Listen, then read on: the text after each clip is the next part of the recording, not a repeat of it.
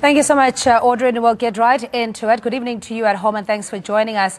And our top story we're focusing on this half hour, Zimbabwean President Robert Mugabe remains defiant on his negative comments about former President Nelson Mandela.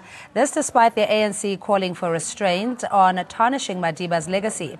The row between Mugabe and the ANC started with Mugabe saying Mandela failed to give black people the economic power.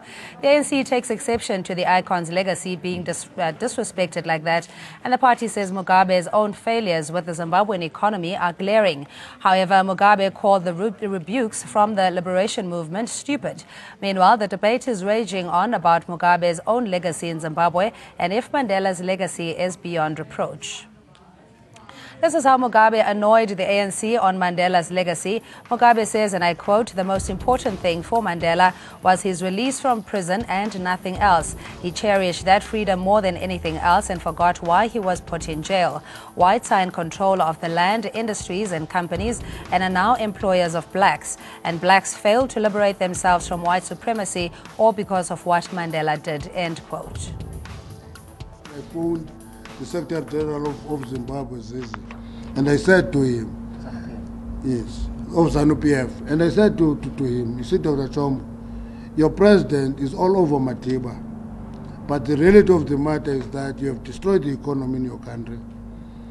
We continue to create black millionaires in this country, including Zimbabwean millionaires. So refrain, your president, from making statements that are unresearched. This has been done in the responsible manner that has not brought our economy to its knees in pursuit of adventurism and populism. So if you are adventurous and populist, you can do anything, consequences are for others to correct. Our successes and challenges have been an outcome of progressive collective policy position of the ANC, not individual leaders. The attack on the person and legacy of Comrade Nelson Mandela by Comrade Mugabe is unwarranted and extremely unfortunate.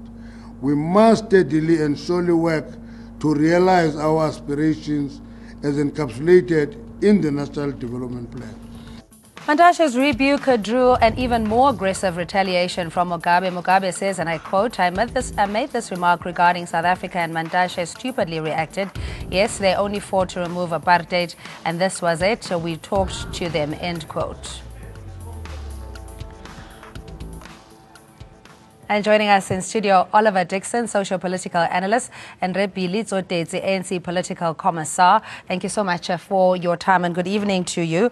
Just looking at what Robert Mugabe had said, there's been arguments around a second CODESA around the economy, commissar. Would you agree to some extent that Madiba's mandate and legacy was fulfilled, but there was, of course, the issue around the economy, which he didn't necessarily focus on?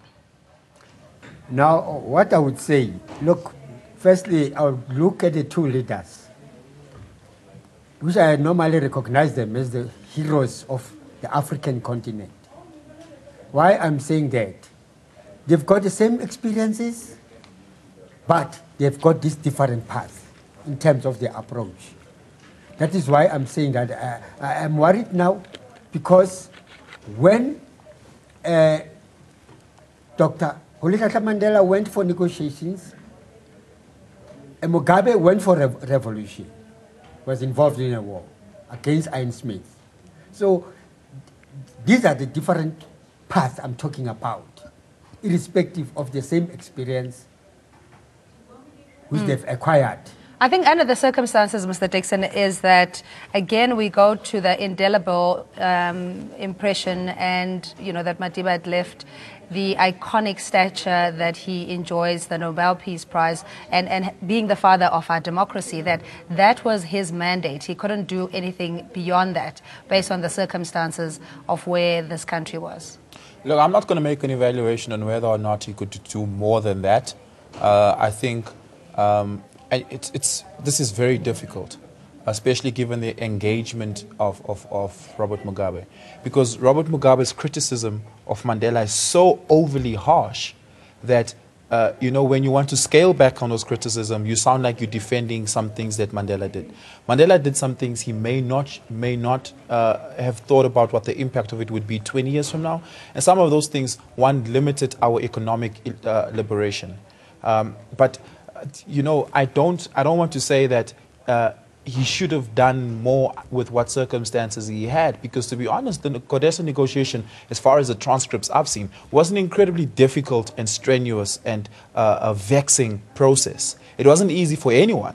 But the fact that we had to have a negotiation just baffles me. So I do think the failure, though, didn't come from that negotiation, but came from what happened after that negotiation. The failure of perhaps not even Mandela's legacy, but our democratic legacy, or holistically, is that it just didn't care about the economy for the longest time, and only now starts talking about, wait, maybe our approach to the economy wasn't radical enough. Now we need radical economic transformation. So a lot of these things are a little too late. Yeah, but do you think Robert Mugabe is out of line by saying former President Nelson Mandela was only concerned about his freedom? He cherished that freedom so much that he forgot even why he was in jail. The economy, the land and everything, sectors, industry is still in the hands of white people. I think that is very wrong. I would not approve that statement based on this idea that he got his independence in 1980. Now, to make sure that he ran smoothly, because he was now accommodating the people who were not in the economy, the Britain issued out £900 million as an aid to him to kickstart his economy, to deal with the health and all other sectors. 1980. Now, we're speaking here about the 1994. They forget that in 1994, the worry of my president was that I must make sure there is shelter, there's everything for these people. And especially, we're not included in the economy, in the white economy. So it means the budget of the state was supposed to be increased. That is why there was this also aid of 40 billion rands, which came into our rescue. And for the first 5 years, we were able to chase the numbers, the quantity of houses to be produced in order to satisfy the people.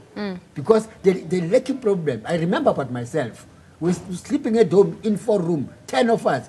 So, like me, I was sleeping under the table.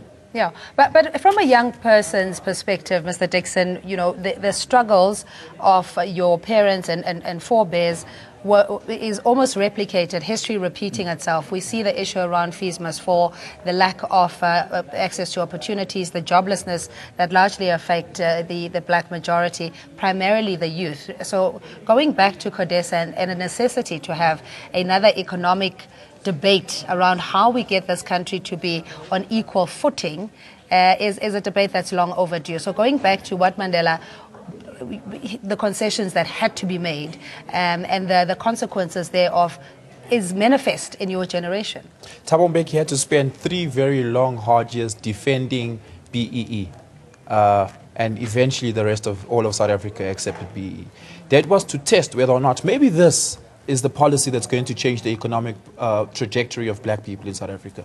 We're a number of years past it now. We've realized BEE has not been making the impact it has been. So Mugabe's right to say all South Africa has been doing is creating a lot of black millionaires, but not changing the conditions of black people grassroots. The question then is, and when you're going to criticize Mandela and to a large extent when you're going to criticize the people who supported him around at that time in the ANC, you're going to have to ask yourself, what was the alternative?